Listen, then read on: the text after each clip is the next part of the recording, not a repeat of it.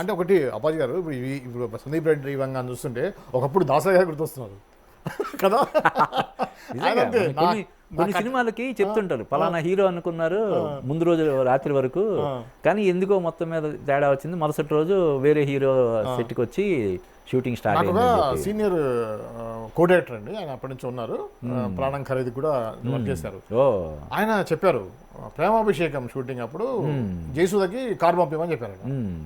అంత ముందు దాకా జయసుధ ఆ ప్రాజెక్ట్లో ఉందన్న విషయం తెలియదంట అసలు. రేపు మార్నింగ్ ప్రొడక్షన్ మేనేజర్కి జయసుధ కారు పంపన్నాడు. ఏంటి సార్ అంటే ప్రొడ్యూసర్ అయ్యిందంట జయసుధ ఉందా అని. ఎస్ జయసుధ ఉంది రమణ. అదే అంటే ఆ రేంజ్ అంటే కాదు యాక్చువల్గా ముందు నాగేశ్వరరావు గారికి చెప్తే ఆయన జయసుధ అప్పటికే పీక్స్లో తను కూడా. అవును, ఈ జయసుధని మనం ఎలా అడుగుతాము, ఒక వేసి క్యారెక్టర్ చాలా నిడివి పరంగా కూడా చిన్నది కదా, మనం అడిగితే బాగుండదు. అందుకని ఆయన అంటే తనతో ఎంతో సాన్నిహిత్యం అనుబంధం ఉన్నా కూడా ఈయన అడగనని చెప్పాడు. కానీ దాసనారాయణ గారు అడిగేసరికి జయసుధ గురువు గారు చెప్పారంటే నా కెరీర్కి హెల్ప్ అవుతుంది అంటేనే ఆయన చెప్తాడు డెఫినెట్గా నేను చెయ్యాలి అంటే. జయసుధ అనేక సందర్భాల్లో ఆవిడ చెప్తా ఉంటారు. అంటే శ్రీదేవి ఎంత హైలైట్ అయ్యిందో జయసుధ చేసినటువంటి ఆ క్యారెక్టర్ కూడా అంత హైలైట్ అయిపోయింది. అలాగే అప్పుడప్పుడు అటువంటి అద్భుతాలు. మిస్ అమ్మ సినిమా కూడా భానుమతితో కొంత షూట్ చేసిన తర్వాత ఆ భానుమతి స్థానంలో సావిత్రి చేయడం, అది ఒక సంచలనం సృష్టించడం, అది ఇప్పటికి కూడా మనం చెప్పుకునేలాగా. అలాగా ఈ సినిమాలో కూడా స్పిరిట్ సినిమాలో కూడా దీపికా పదుకునే చేయాల్సినటువంటి దాన్ని తృప్తి అంటే అదృష్టం. ఒక్కోసారి ఎవరు ఏ రూపంలో అదృష్టం వస్తుందో మనం చెప్పలేము. ఇంకొకటి ఏంటంటే ఇప్పుడు ఆ సినిమాకి గాను దీపికా పదుకునేకి 30 కోట్లు పారితోషికం అన్నారు. 30 కోట్లు మళ్ళీ వేరే వేరే ఖర్చులు అన్ని కలిపితే ఇంకో 4-5 కోట్లు. ఇప్పుడు తృప్తికి నాకు తెలిసి అందులో 10% కూడా ఉండదు అంతే కదా. సో ఆ విధంగా of course is also one of the producers. T series, Bhadrakali movies రెండు కలిసి ప్రొడ్యూస్ చేస్తున్నాయి కాబట్టి నిర్మాతగా కూడా అతను ఆ ప్రాజెక్ట్కి ఒక 30 కోట్లు సేవ్ చేసినట్టు. అలాగా ఇంకా ఏమున్నాయండి 2026లో ఇంకా రాజాసాబ్ తర్వాత Shivashankar most awaited films of the year Manashankar Varaprasad సంక్రాంతికి వస్తున్నారు. అసలు అనిల్ రావుపూడి ప్రమోషన్స్ ఎరగదీసేస్తాడు. నయనతారే వచ్చి ఏంటి ప్రమోషన్స్ నాతో చేయించట్లేదని చెప్పి అడిగినట్టుగా అది హిలేరియస్ ఉంది. ఏదైతే ఫస్ట్ సెట్స్కి వచ్చేటప్పుడు నయనతారతో చేయించిన వీడియో ఎంత వైరల్ అయిందో ఇప్పుడు దాన్ని మించిన వైరల్ అవుతుంది. ఆల్రెడీ ఆ మీసాల పిల్ల పాట ఎక్కడికో వెళ్ళిపోయింది. తర్వాత శశిరేఖ పాట కూడా చాలా బాగా. తర్వాత చిరంజీవి వెంకటేశ్వర మీద చిత్రీకరించినటువంటి ఆ పాట ఏంటి బాసు సంగతి సినిమాల్లో one of the biggest hits. Kodandaramireddy దర్శకత్వంలో చేశాడు. శోభనాను నిరోష హీరోయిన్స్, చాలా పెద్ద హిట్ అది. అదే టైటిల్తో వస్తున్నాడు ఈ సినిమా కూడా. ఈవెన్ శర్వానంద్ కూడా ఇటీవల కాలంలో అతను కూడా హిట్ లేదు. సో ఈ సినిమాతో మళ్ళీ శర్వానంద్ మంచి హిట్ కొట్టేలా ఉన్నాడని చెప్పి నమ్మకాలు దానికి ఉన్నాయి. అంటే ఆ సినిమాకి సంబంధించినటువంటి ప్రమోషన్ మెటీరియల్ అది చూస్తే డెఫినెట్గా శర్వానంద్ ఈ సినిమాతో అంటే సంక్రాంతికి అంతకుముందు ఎప్పుడో అతను శతమానం భవతన సినిమాతో మంచి హిట్ కొట్టాడు. సో మళ్ళీ సంక్రాంతికి శర్వానంద్ మంచి హిట్ కొట్టేలాగా ఉన్నాడనే నమ్మకాన్ని ఆ సినిమా కలిగి. ఎప్పుడు వస్తుందండి 12, 13, 13, 14 అలా వరుసగా 9వ తారీఖు రాజాసాబు, 12వ తారీఖు ఏమో సంక్రాంతి మనశంకర వరప్రసాద్, 13 భర్త మహాశైలకు విజ్ఞప్తి, తర్వాత నారీ నడుమురారి, తర్వాత అనగనగా ఒక రాజు. ఇక నవీన్ పొలిశెట్టి గురించి మనం ప్రత్యేకించి చెప్పాల్సిన అతను ఏజెంట్ సాయి శ్రీనివాస్ ఆత్రేయ తోటి హీరో అయ్యాడు. అంతకుముందు కొన్ని సినిమాల్లో సైడ్ క్యారెక్టర్స్ లేదంటే చిన్న చిన్న రోల్స్ అవి చేశాడు. ఫస్ట్ టైం అతను హీరోగా చేసిన సినిమా ఏజెంట్ సాయి శ్రీనివాస్ ఆత్రేయ, అది చాలా పెద్ద హిట్. ఆ తర్వాత వచ్చిన జాతిరత్నాలు ఒక కల్ట్ బ్లాక్ బస్టర్ లాగా. సో ఆ తర్వాత అనుష్క తోటి డైరెక్ట్గా అనుష్క తను ఇద్దరు కలిసి నటించినటువంటి cinema miss Shetty mister Polishetty, ఆ సినిమా కూడా పెద్ద హిట్. ఇప్పుడు ఒక హ్యాట్రిక్ తర్వాత ఈ సినిమాతోటి ఇంకో హ్యాట్రిక్ శ్రీకారం చుట్టడం కోసం అన్నట్టు వస్తున్నాడు. ఇప్పుడు మొన్న మల్లారెడ్డి కాలేజీలో ఒక ఈవెంట్ చేశారు. ఇప్పుడు ఆ మల్లారెడ్డి కోడలు చేసినటువంటి డాన్స్ ఈ నవీన్ పొలిశెట్టి తోటి అది విపరీతంగా వైరల్ అయిపోయింది కదా. ఇప్పుడు ఆమె సెలబ్రిటీ అయిపోయింది కదా. అంతకుముందు అంటే మల్లారెడ్డి తెలుసు తప్ప మనకి మల్లారెడ్డి తెలియదు. ఆమె ఆమె ఇచ్చిన స్పీచ్ బాగుంది, ఆమె అక్కడ వేసిన స్టెప్స్ అన్నీ కూడా బాగున్నాయి. ఈ సినిమా కూడా డెఫినెట్గా చాలా పెద్ద హిట్ అయ్యే అవకాశం ఉందని చెప్పి మనకి అనిపిస్తుంది. సో ఈ విధంగా 2026కి ఇంకోటి పెద్ద ఒకటి బాగా పెద్ది మార్చిలో పెద్ది మార్చిలో రామ్ చరణ్ నుంచి పెద్ది, ఆ తర్వాత ఉస్తాద్ భగత్ సింగ్, తర్వాత మళ్ళీ చిరంజీవి నుంచి విశ్వంబర, సమ్మర్కి విశ్వంబర. అలాగే 2025లో జూనియర్ ఎన్టీఆర్ది ప్రశాంత్ నీల్ సినిమా ఉంది. ఇంకా అంటే వర్కింగ్ టైటిల్ డ్రాగన్ అని చెప్పి అనుకుంటున్నారు. అదే టైటిల్ ఉంచుతారా లేదా మార్చుతారా? AK-47 కూడా మంచి బజ్ వచ్చింది, ఏమైందంటే అది నిజంగా బజ్ కాదు, స్టార్ట్ అయింది, షూటింగ్ ఇప్పుడే స్టార్ట్ అయింది. వెంకటేష్ త్రివిక్రమ్ కాంబినేషన్ లో ఉంటుందో అనేది వచ్చిన డౌట్. షూటింగ్ స్టార్ట్ అయింది. ఆ సందర్భంగానే టైటిల్ అనౌన్స్ చేశారు, ఆదర్శ కుటుంబం, హౌస్ నెంబర్ 47, దాన్ని AK-47 అని మంచి టైటిల్ అండి పెట్టారు. అంటే త్రివిక్రమ్ శ్రీనివాస్కి ఈ మధ్య కాలంలో ఈ సెంటిమెంట్ బాగా నడుస్తుంది. అంటే మధ్యలో అజ్ఞాతవాసి డిసప్పాయింట్ చేసినా కూడా గుంటూరు కారం వేరే టైటిల్ పెట్టాడు, అది అంటే అది హిట్టే, కానీ మరీ అంత మహేష్ బాబు త్రివిక్రమ్ కాంబినేషన్లో హిట్ అవ్వాల్సినంత హిట్ కాకపోవడం వల్ల మళ్ళీ ఆయన ఆ సెంటిమెంట్ తోటి ఆదర్శ కుటుంబం పెట్టారు. మీరు గుంటూరు కారం గురించి మాట్లాడారు కాబట్టి నాకున్న ఒక చిన్న డౌట్ అడుగుతానండి. గుంటూరు కారంలో మహేష్ బాబు మొత్తం డబ్బింగ్ చెప్పలేదని, మధ్యలో ఆయన అప్సెట్ అయ్యి చెప్పలేదు కాబట్టి ఏఐతో చేశారనేది ఒక టాక్ నడుస్తుంది, వాస్తవం అది? అంటే ఎప్పుడో నడిచి ఉంటుంది, ఇప్పుడైతే నడవట్లేదు. అది మన అంటే మనం జనరల్గా మహేష్ బాబు యాటిట్యూడ్ అలా తన పాత్రకి వేరే ఒకళ్ళు డబ్బింగ్ చెప్తే ఆయన యాక్సెప్ట్ చేస్తాడని నేను అనుకోవట్లేదు. ఇవన్నీ ఏంటంటే తప్ప అంత అటువంటిది వేరే వాళ్ళు వచ్చి అంటే తర్వాత ఆ సినిమా ప్రమోషనల్ ఈవెంట్స్లో కూడా ఆయన పార్టిసిపేట్ చేశారు అంటే రిలేషన్స్ బాగున్నట్టుగా అంతే కదా. మరి రిలేషన్ బాగుండకుండా ఆయన ప్రమోషనల్ ఈవెంట్స్లో పార్టిసిపేట్ చేయడం అది చేయడు కదా. అందువల్ల అటువంటివన్నీ జస్ట్ ఏదో చెలవల పలవలుగా చేర్చి చేయడం.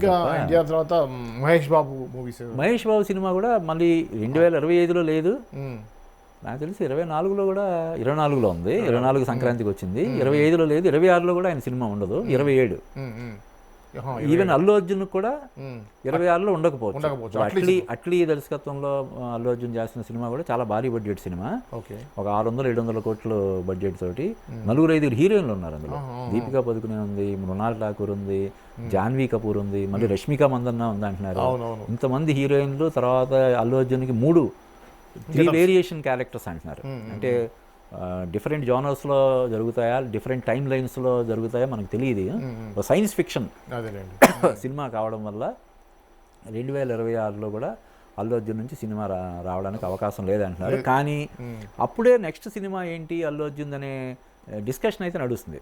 మళ్ళీ త్రివిక్రమ్ దర్శకత్వంలో అల్లు అర్జున్ సినిమా ఉంటుందని చెప్పి ఒక చర్చ అయితే ఈ మధ్య మొదలవడం జరిగింది. అంటే ఏదైతే ఎన్టీఆర్తో అనుకున్నారో సినిమా, ఎన్టీఆర్ త్రివిక్రమ్ కాంబినేషన్ అనుకున్న సినిమాని ఎన్టీఆర్ ప్లేస్లో అల్లు అర్జున్ రాబోతున్నాడనే ఒక డిస్కషన్ నడిచింది. బట్ ఇవన్నీ సోషల్ మీడియాలో హల్చల్ చేసే విషయాలు.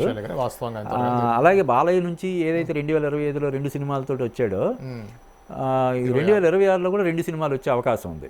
Already Gopichand Malineni cinema pre production work అంతా జరిగిపోయి త్వరలో సెట్స్కి వెళ్ళబోతుంది. ఇంకా సెట్స్కి వెళ్ళిందంటే బాలయ్య సినిమా ఆగదు.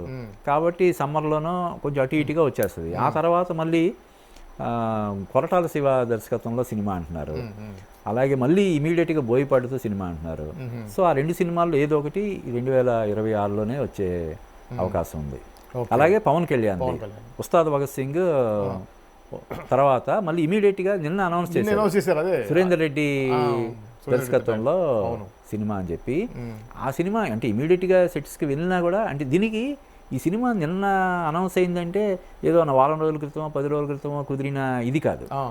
ఇవి ఎప్పుడూ అనౌన్స్ చేసిన సినిమా, ఇది ఎప్పుడు అనౌన్స్ చేశారు. ఇంకా అటకెక్కిందా అని అనుమానాలు కూడా వ్యక్తం అయిన టైంలో మళ్ళీ లేదు ఈ సినిమా ఉందని చెప్పి.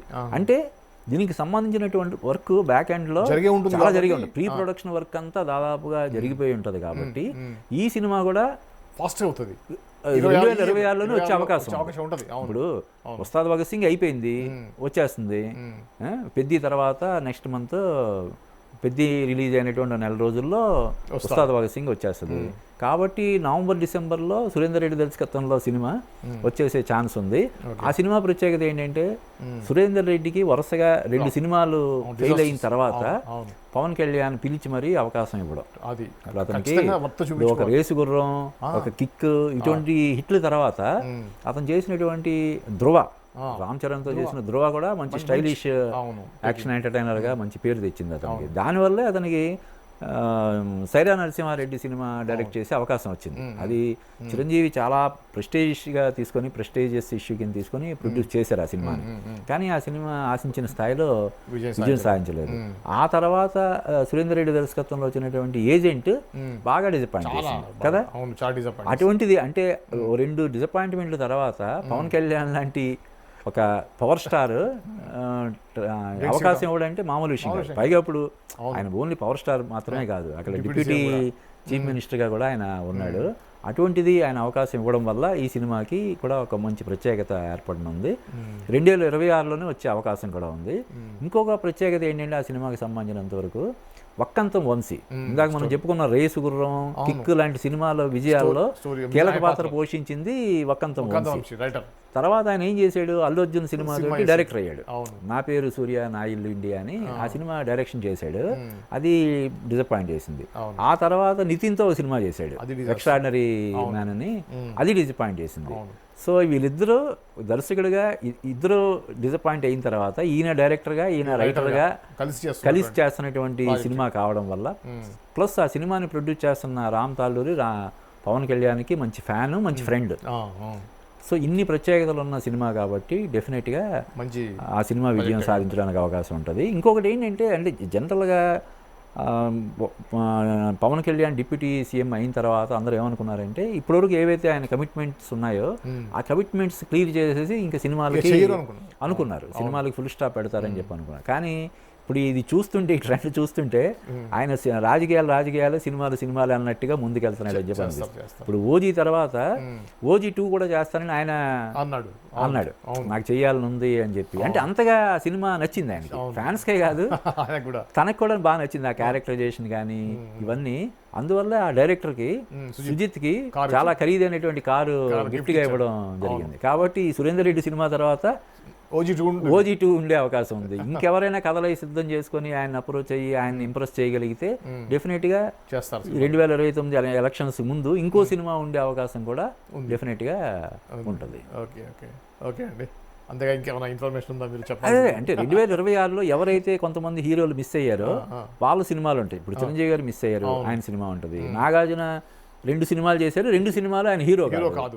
సో దాన్ని కాంపన్సేట్ చేసేలాగా ఆయన 100వ సినిమా ఉంటుంది. బాలయ్యకి మళ్ళీ 2 సినిమాలు ఉంటాయి. వెంకటేష్ కూడా 2 సినిమాలు ఉంటాయి. వెంకటేష్ ఇప్పుడు మనశంకర వరప్రసాద్లో ఆయన ఒక అనిల్ రాయపూడి నిన్నే చెప్పాడు, దాదాపుగా 20-25 మినిట్స్ ఉంటుంది, మొత్తం ఒక రేంజ్లో ఉంటుంది. ఆ పాట కానీ ఫైట్స్ కానీ ఇవన్నీ ఆయన చెప్పడం జరిగింది. ఆదర్శ్ కుటుంబం కూడా ఉంటుంది. ఆదర్శ్ కుటుంబంతో పాటు ఇంకో సినిమా కూడా వచ్చే అవకాశం ఉంది. ఎందుకంటే ఇప్పుడు మనశంకర వరప్రసాద్ ఆయన సోలో కాదు కాబట్టి ఆయన క్యారెక్టర్ అయిపోయింది కాబట్టి ఇప్పుడు ఆదర్శ కుటుంబం కూడా ఒక 2-3 నెలల్లో షూటింగ్ అది అయిపోతే తర్వాత ఇంకో డైరెక్టర్తో కూడా ఆయన సినిమా ఉండే అవకాశం ఉంటుంది. సో 2025 కంటే కూడా 2026 బాగా సందడిగా, బాలీవుడ్ నుంచి కూడా కొన్ని ప్రెస్టీజియస్ ప్రాజెక్ట్స్, ఇప్పుడు రామాయణ్ దాదాపుగా 4,000 కోట్ల బడ్జెట్ అంటున్నారు. ఇప్పుడు యానిమల్ లాంటి ఒక మెగా బ్లాక్ బస్టర్ తర్వాత రణబీర్ కపూర్ వేరే సినిమాలో ఏం చేయకుండా ఆ సినిమా కోసం ఆగిపోయాడు. అలాగే సాయి పల్లవి, అలాగే యష్ KGF 1-2 తర్వాత అతనికి ఏ రేంజ్లో ఇదే క్రేజ్ వచ్చిందో మనం చూసాము. అతను అందులో రావణుడిగా నటించాడు. సో ఇన్ని ప్రత్యేకతలు కలిగినటువంటి ఆ సినిమా కూడా ఈ సంవత్సరం రాబోతుంది. సో ఈ విధంగా నాని సినిమా కూడా రాబోతుంది, ప్యారడైజ్ ఇకపోతే అంటే మనం తెలుగు సినిమాలకు సంబంధించి మనం ఏ విశ్లేషణ అంతా చేసుకుంటున్నాం కాబట్టి దాని గురించి మనం ప్రస్తావించాల్సిన అవసరం లేదు. కానీ ఇండియన్ సినిమా హిస్టరీలో నెవర్ బిఫోర్ అన్నట్టుగా విజయం సాధిస్తున్నటువంటి దురంధర్ సినిమా గురించి కూడా మనం ప్రస్తావించుకోవాలి. దురంధర్ ఏంటి డిఫరెంట్ అసలు అంటే తక్కువ బడ్జెట్తో తీసి అంటే వాళ్ళు కూడా ఎక్స్పెక్ట్ చేయలేదు ఈ రేంజ్లో. అంటే మీరు నమ్మరు, మొదటి రోజు ఆ సినిమాకి 27 కోట్లు కలెక్షన్ అంటే ఓపెనింగ్ డే 21వ రోజు 22వ రోజు కూడా అంతే కలెక్షన్. అదే స్టాండర్డ్ ఉంది. ఇప్పుడు కూడా డబుల్ డిజిట్స్, ఇప్పుడు కూడా 12, 13 అలా ఉంది తప్ప తగ్గలేదు. సింగిల్ డిజిట్కి ఇంకా రాలే. అంటే ఇండియాలో హైయెస్ట్ మొత్తం రికార్డులు అన్నీ కూడా రీరేట్ చేస్తుంది. అది పుష్ప రికార్డ్స్ కావచ్చు, బాహుబలి కావచ్చు, యానిమల్ కావచ్చు, చావా, ఏ స్త్రీ 2 ఏ రికార్డ్స్ అయినా కూడా రీరేట్ చేసుకుంటూ ముందు ఒక వారం రోజుల క్రితం టాప్ 10లోకి వెళ్ళింది, తర్వాత టాప్ 9th ప్లేస్, తర్వాత 8th ప్లేస్, తర్వాత 7th, ఇప్పుడు దాదాపుగా 2nd ప్లేస్కి వచ్చింది. Okay. Never before in the history of Indian cinema. అసలు ఇప్పుడు చూడండి, ఆ సినిమా March 9th దురంధర్ 2 వస్తుంది. అవును, అదొక క్లాష్. దానికి అదే క్లాష్ అవుతుంది. కాదు దాని క్లాష్ ఏంటంటే KGF 1, 2 తర్వాత యష్ నటించినటువంటి తను ఈవెన్ వన్ ఆఫ్ ది ప్రొడ్యూసర్స్గా కూడా ఉన్నాడు. టాక్సిక్ సినిమా వస్తుంది అదే రోజు. టాక్సిక్ సినిమా వస్తుంది, దురంధర్ 2 వస్తుంది. దాని తర్వాత కొద్ది రోజుల్లో పెద్ది రావాలి. వారం రోజుల తర్వాత March 9th అదంటే March 25th పెద్ది. మరి ఎలాగ ఈ క్లాష్ని ఎలాగా అవాయిడ్ చేస్తారు ఏంటనేది చూడాలి. మొత్తం మీద 2026, 2025 కంటే కూడా మంచి ఇంట్రెస్టింగ్గా ఉండబోతుందని చెప్పొచ్చు ఖచ్చితంగా.